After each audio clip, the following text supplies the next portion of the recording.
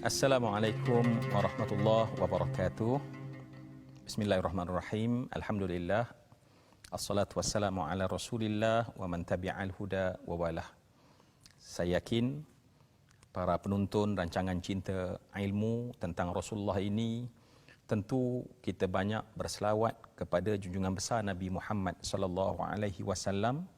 Apatah lagi setelah kita melalui tapak-tapak sirah perjalanan kehidupan dakwah Rasulullah sallallahu alaihi wasallam, yang Rasulullah itu tidak dibentangkan di hadapan baginda Nabi kapet merah, tetapi setelah kita mendengar, kita melalui, kita merasai betapa sukarnya dakwah Nabi untuk menyampaikan kepada kita agar kita mampu mengucap kalimah asyhadu an la ilaha illallah wa asyhadu anna Muhammadar Rasulullah. Hari ini insya-Allah kita membincangkan tentang dakwah Rasulullah di kota Taif.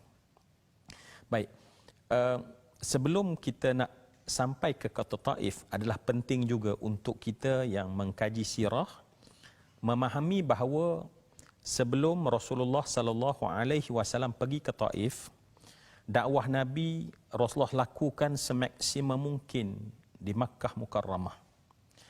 Sampailah ketika orang-orang kafir Quraisy dah merasa betapa jemunya, betapa sakit hatinya mereka dengan Nabi, lantas mereka telah mencabar Nabi. Dengan cabaran mereka adalah, kalau benar engkau ini adalah merupakan Rasul utusan Allah. Ketika itu bulan sedang mengambang di atas langit. Maka orang Quraisy telah mencabar Nabi sallallahu alaihi wasallam, tunjukkan bukti bahawa engkau boleh memecahkan ataupun membahagi dua bulan tersebut. Tahun ini, sebelum Rasulullah pergi ke Taif, untuk kita faham, kerana peristiwa terbelahnya bulan, bukan sekadar peristiwa tu gambaran bulan terbelah. Bukan itu yang kita nak fahami. Tetapi kita nak memahami betapa maksimumnya pula tekanan, ya, sebab setiap aksi akan ada reaksi. Aksi dakwah yang maksimum daripada Nabi memberi reaksi maksimum daripada orang kafir Quraisy, yang menyebabkan pada ketika itu mereka telah mencabar Nabi.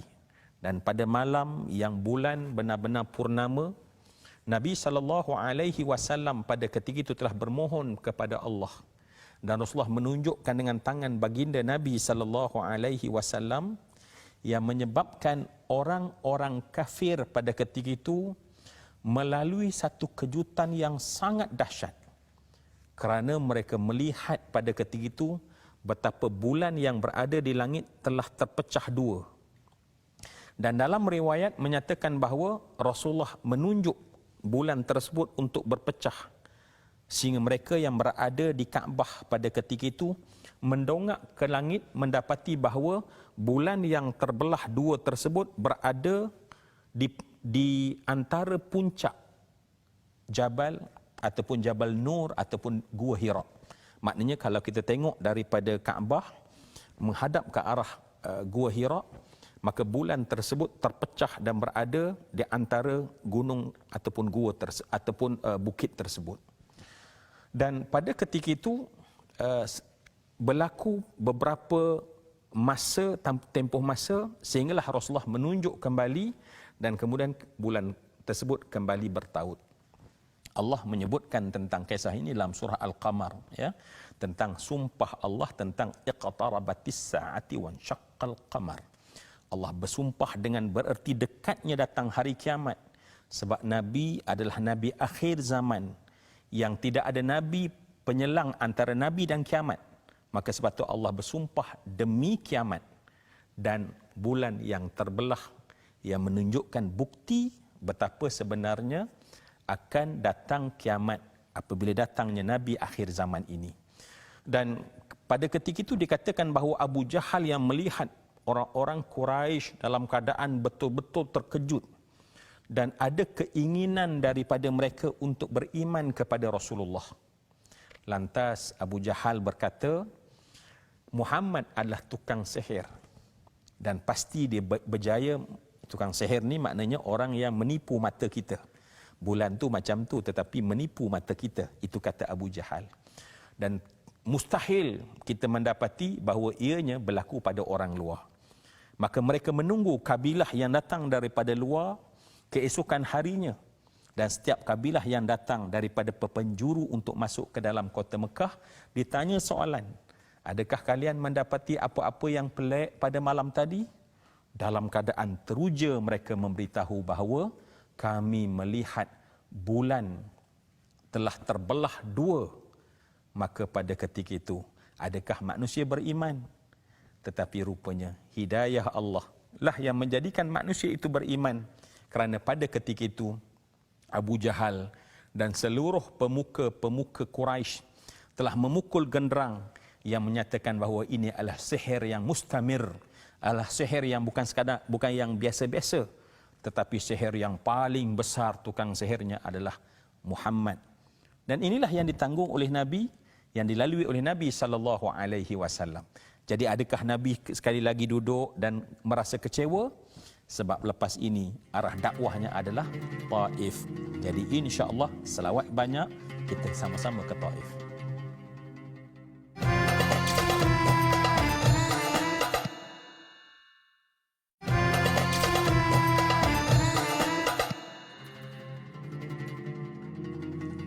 Alhamdulillah, kita mulakan dengan selawat kepada junjungan besar Nabi Muhammad sallallahu alaihi wasallam. Dan kita tahu bahawa setiap rasul akan dibekalkan kepada mereka apa yang disebut sebagai mukjizat, ya. Sebab mukjizat bermaksud sesuatu yang melemahkan. A'jaza yu'jizu i'jazan mu'jizun. Sesuatu yang melemahkan. Dan ulama menyatakan bahawa Nabi dikurniakan oleh Allah, dilimpahkan dengan begitu banyak mukjizat-mukjizat yang disebut sebagai hissi. Maknanya sesuatu yang orang boleh nampak depan mata mereka. InsyaAllah dalam perjalanan kita nanti kita akan jumpa betapa banyak mukjizat-mukjizat itu. Tetapi Nabi SAW tidak menggunakan mukjizat itu sebagai tarikan dakwah Nabi. Tetapi cukup kepada kita memahami bahawa Nabi itu adalah Rasul yang begitu istimewa. Sehingga, cuba bayang, bulan boleh terbelah dengan arahan daripada Nabi SAW, wa kulluhu biidnillahi ta'ala. Baik, Nabi SAW tadi kita dah janji untuk pergi ke Taif. Untuk kita rakamkan dalam gambaran kita, Taif ini kalau kita nak gambarkan, bolehlah kita kata lebih kurang ialah daripada kita kalau di KL untuk sampai ke Ipoh, ya, lebih kurang jarak perjalanannya. Dan Rasulullah melakukan misi dakwah ke Taif dengan membawa bekalan dan membawa bersama pada ketika itu anak angkat yang bernama Zaid ibn Harithah. Dan kita sebagai umat Nabi kena melihat ini benar-benar, kerana saya nak letak dalam kefahaman kita lebih awal. Sebab Nabi menanggung, ini masih lagi berlaku pada tahun duka cita. Nabi menanggung tekanan, Nabi dakwah dan tekanan makin besar. Adakah Nabi SAW dilayan dengan layanan yang begitu baik? Kerana layanan yang ditanggung oleh Nabi setelah Nabi SAW dengan anak angkat Nabi Zaid bin Harithah. Dan dikatakan bahawa Nabi berjalan kaki pada ketika itu, cuba bayang, berjalan kaki tanpa ada kenderaan. Bukan unta, bukan kuda, bahkan bukan juga keldai. Nabi SAW dengan kasut Nabi, sandal Nabi, capal Nabi, bersama dengan Zaid bin Harithah, merentasi perjalanan panjang, merentasi padang pasir yang berbatu, yang penuh dengan kesukaran pada ketika itu. Kata Zaid bin Harithah, tidak ada kabilah sepanjang perjalanan yang Nabi tidak sapa dan tegur. Dan Nabi menyeru mereka kepada agama. Cuba bayang perjalanan yang daripada sini jalan kaki untuk sampai ke Ipoh. Dan kemudian bukan pada hari ini yang ada RNR, tetapi padang pasir yang kontang dan batu-batu yang sangat keras. Dan itulah perjalanan Nabi SAW untuk kita gambar dalam kepala kita. Dan tatkala sampai Nabi ke Taif pada ketika itu, maka Nabi SAW telah memecahkan misi Nabi itu bertemu dengan kabilah-kabilah. Ada 3 kabilah besar. Dan Nabi seperti perbuatan Nabi di kota Makkah, mengetuk setiap pintu kota Taif, melalui setiap lorong, pergi ke setiap pasar dan kedai dan bercakap kepada mereka agar mereka beriman kepada Allah. La ilaha illallah wahdahu la syarikalah. Dan Nabi SAW dalam sejarah menyatakan bahawa Nabi melakukan perkara ini dan Nabi duduk di sana selama 10 hari yang penuh padat. Nabi duduk dan kemudian Nabi melalui dakwah yang pertama. Nabi keluar daripada kota Makkah dan Nabi SAW seperti yang dikatakan tadi mengajak semua orang. Dan semua mereka yang mendengar ajakan Nabi SAW berpaling daripada Nabi. Kalau tadi sepanjang perjalanan jumpa setiap kabilah ditawarkan agama, berapa orangkah yang mengikut Rasulullah? Jawapannya adalah 0, kosong. Duduk selama 10 hari dan kemudian setelah 10 hari Nabi SAW berada di sana dan mengajak semua orang kepada Islam. Sampailah pada rumah yang terakhir, Nabi bertemu dengan pemuka yang dah tahu berita khabar, ya, tular pada ketika itu bahawa datang seorang daripada Mekah yang kemudian mendakwa menjadi Nabi sampai kepada Abdu Al-Yalilu pada ketika itu. Dan pada saat tersebut ketika Nabi dipanggil dan Nabi menceritakan kepadanya tentang Islam, maka kata Zaid bin Harithah, pemuka ini telah membuka pintu rumahnya dan menolak Nabi keluar. Saat tersebut Zaid bin Harithah berkata, aku mendapati daripada rumah tersebut sehingga keluar ke gerbang kota Taif, hamba dan anak-anak telah disusun di tepi jalan tersebut. Di tangan mereka adalah batu, kayu dan tulang-tulang unta. Saat itulah mereka mula merejam Nabi SAW. Nabi yang sekarang kita selawat. Mereka telah merejam Nabi. Mereka telah meludah dengan kahak kepada Nabi SAW. Dan pada saat tersebut mereka semua telah memalukan Nabi dengan penghinaan tersebut. Waramuhu bil hijarati hatta khudibat bid-dima'i na'lah.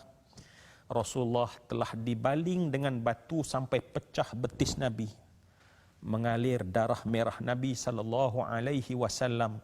Dan darah merah tersebut, kata Zaid bin Harithah, ketika kami berlari jatuh dan bangun, aku masih dengar bunyi percikan darah daripada darah merah yang bertakung dalam capal Nabi SAW.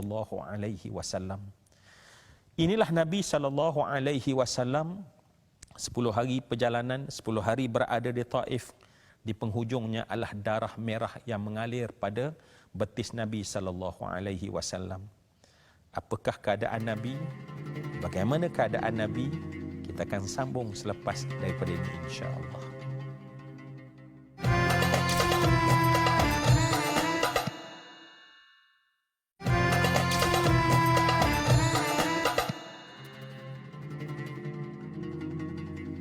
Allahumma salli ala sayyidina wa nabiyyina wa habibina wa syafi'ina Muhammad wa ala alihi wa sahbihi ajma'in. Selawat kita kepada Nabi kerana kita sedang melihat betapa Nabi SAW dilontar dengan batu, dihina Nabi SAW. Kalau kita tengok dalam sirah, ya, kenapa yang berdarah adalah kaki Nabi, kenapa tak berdarah adalah kepala Nabi? Sebab orang Arab mereka ada 2 cara membaling. Kalau mereka baling untuk membunuh, mereka akan baling daripada kepala. Tetapi sekiranya yang mereka lakukan itu hanya untuk menghina, maka balingan mereka mesti daripada pusat ke bawah. Maka sebab itu orang-orang besar di sana mereka rasa hina kalau mereka sendiri yang membaling Nabi. Maka mereka telah menyuruh hamba-hamba yang tidak bernilai tersebut dan anak-anak yang disebut sufaha untuk memberikan bahawa penghinaan yang lebih teruk kepada Nabi. Maka sebab itulah Zaid bin Harithah menunjukkan sayangnya kepada Nabi. Dia berusaha sekeras mungkin, sekiranya ada batu-batu yang datang daripada arah depan yang kena pada Nabi, maka Zaid bin Harisah mengenakan tubuhnya. Bergegas dia ke belakang, ke kiri dan ke kanan Nabi SAW. Gambaran, bunyi, kita dengar bagaimana batu tersebut dan kita nampak darah merah mengalir dan kita boleh bau bagaimana darah yang mengalir daripada Nabi SAW. Sampailah Nabi keluar daripada kota Taif. Dan dikatakan bahawa Nabi berteduh nun jauh keluar daripada kota Taif di sebuah ladang anggur pada ketika itu, dan Nabi telah mengesat darah merah yang mengalir pada betis Nabi SAW. Dan keluar perkataan yang kita biasa dengar dan begitu masyhur tertulis. Rasulullah mengadu kepada Allah, Allahumma inni ashku ilaika dha'fa quwwati. Ya Allah, aku ingin mengadu kepada hanya Engkau, ya Allah. Betapa lemahnya aku, ya Allah. Wa qilat hilati, ya Allah. Nabi memberitahu betapa seolah-olah Nabi tidak banyak yang Nabi lakukan dalam mengajak manusia kepada kebaikan. Nabi mengakui kelemahan diri Nabi SAW. Dan Nabi menyebutkan pada ketika itu, wahai Allah, kepada siapakah aku ini nak diserahkan? Adakah kepada orang-orang di Mekah yang terus membenci aku? Ataupun aku berada di tempat asing yang orang asing juga membenci aku? Dan ini gambaran kepada kita betapa Nabi, sikap Nabi yang kita boleh belajar adalah Nabi tidak sedikit pun pada ketika itu menyalahkan orang Taif.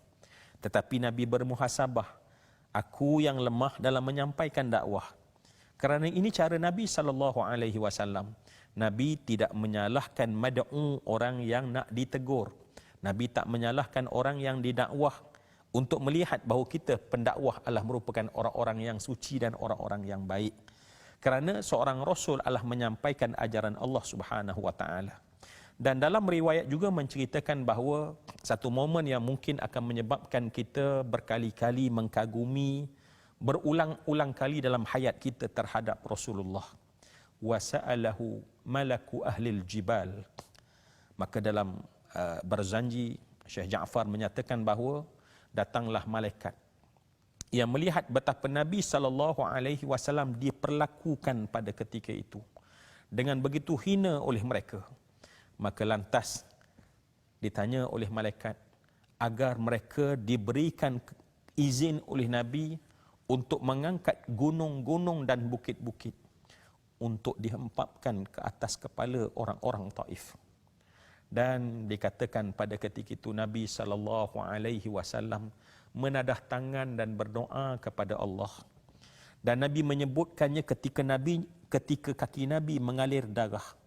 Dan Nabi berdoa kepada Allah, ya Allah, seandainya mereka tidak mengikut aku, jadikanlah ya Allah anak-anak yang berada dalam sulbi-sulbi mereka, anak-anak yang berada dalam buayan-buayan mereka, yang nanti akan menjadi pengikut kepada agama ini, wahai Allah. Kita mendapati bahawa Nabi SAW tak ada hard feeling terhadap apa yang dibuat oleh orang-orang Taif. Tetapi kalaupun Allah, wahai Tuhan, tidak memberi kepada mereka hidayah sehingga mereka melakukan perkara yang begitu teruk, tetapi Nabi masih berdoa kepada Allah Subhanahu Wa Taala, jadikanlah wahai Allah generasi pada masa akan datang orang-orang Taif benar-benar menjadi orang yang beriman kepada Allah. Dan doa ini dimakbulkan oleh Allah, yang nanti kita akan jumpa kisah itu pada masa akan datang. Walau bagaimanapun, insya-Allah kita akan melalui satu momen bagaimana Allah menghadiahkan satu hadiah yang sangat besar kepada Nabi setelah ujian yang begitu berat yang ditanggung ini, ianya tentang berlakunya peristiwa Isra wal Mi'raj. Lihat sedikit sedutan episod akan datang. Nabi SAW telah diberikan satu kenderaan yang bernama Buraq daripada Mekah untuk sampai ke Palestin dan patah balik. Maka mereka menganggap itu satu benda yang ajaib. Alhamdulillah, kita harap kita dapat bersama dengan Rasulullah, bersama dengan sirah Rasulullah, bersama dengan momen yang disebut sebentar tadi. Para sahabat bertanya kepada Nabi, Sayyidatina Aisyah bertanya pada Nabi ketika berlakunya perang Uhud yang sangat dahsyat, adakah keadaan yang lebih teruk ya Rasulullah yang engkau tanggung daripada keadaan berada di medan Uhud? Maka Rasulullah menyebutkan bahawa sesungguhnya dihina di Taif dengan lontaran batu itu keadaan yang jauh lebih susah, lebih sakit mengatasi sakitnya Nabi berada di medan Uhud. Semua ini gambaran dan pengajaran kepada kita semua agar kita kuat mengikut ajaran Rasulullah. Jumpa lagi insya-Allah di masa akan datang. Wabillahi taufiq wal hidayah. Assalamualaikum warahmatullahi wabarakatuh.